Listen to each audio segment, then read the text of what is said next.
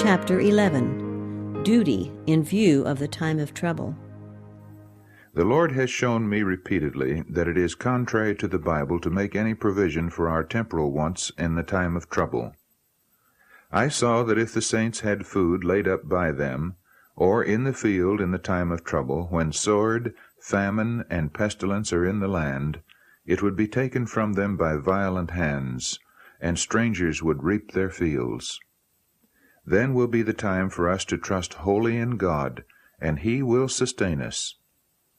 I saw that our bread and water will be sure at that time, and that we shall not lack or suffer hunger, for God is able to spread a table for us in the wilderness.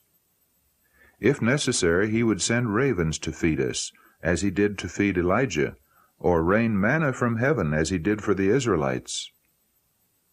Houses and lands will be of no use to the saints in the time of trouble, for they will then have to flee before infuriated mobs, and at that time their possessions cannot be disposed of to advance the cause of present truth.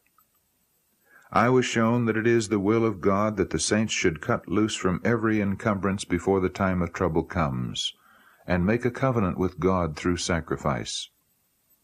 If they have their property on the altar, and earnestly inquire of God for duty, He will teach them when to dispose of these things. Then they will be free in the time of trouble, and have no clogs to weigh them down. I saw that if any held on to their property and did not inquire of the Lord as to their duty, He would not make duty known, and they would be permitted to keep their property, and in the time of trouble it would come up before them like a mountain to crush them, and they would try to dispose of it, but would not be able. I heard some mourn like this: "The cause was languishing, God's people were starving for the truth, and we made no effort to supply the lack. Now our property is useless. Oh, that we had let it go, and laid up treasure in heaven!" I saw that a sacrifice did not increase, but it decreased, and was consumed. I also saw that God had not required all of His people to dispose of their property at the same time, but if they desired to be taught, He would teach them, in a time of need, when to sell and how much to sell. Some have been required to dispose of their property in times past to sustain the Advent cause, while others have been permitted to keep theirs until a time of need. Then, as the cause needs it, their duty is to sell.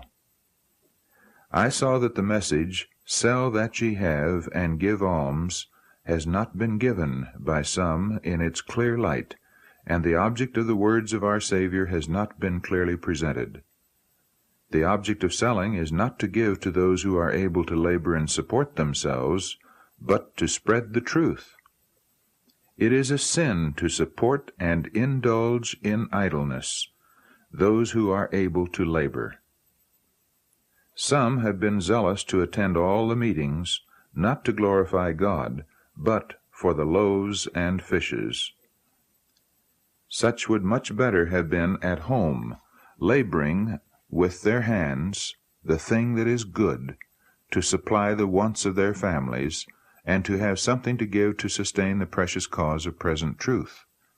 Now is the time to lay up treasure in heaven, and to set our hearts in order, ready for the time of trouble.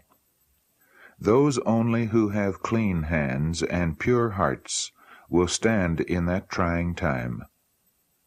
Now is the time for the law of God to be in our minds, foreheads, and written in our hearts. The Lord has shown me the danger of letting our minds be filled with worldly thoughts and cares. I saw that some minds are led away from present truth and a love of the Holy Bible by reading other exciting books. Others are filled with perplexity and care for what they shall eat, drink, and wear. Some are looking too far off for the coming of the Lord. Time has continued a few years longer than they expected. Therefore, they think it may continue a few years more, and in this way their minds are being led from present truth out after the world. In these things I saw great danger. For if the mind is filled with other things, present truth is shut out, and there is no place in our foreheads for the seal of the living God. I saw that the time for Jesus to be in the most holy place was nearly finished, and that time can last but a very little longer. What leisure time we have should be spent in searching the Bible, which is to judge us in the last day. My dear brethren and sisters, let the commandments of God and the testimony of Jesus Christ be in your minds continually, and let them crowd out worldly thoughts and cares. When you lie down and when you rise up, let them be your meditation. Live and act wholly in reference to the coming of the Son of Man. The sealing time is very short and will soon be over. Now is the time, while the 4 angels are holding the 4 winds, to make our calling and election sure.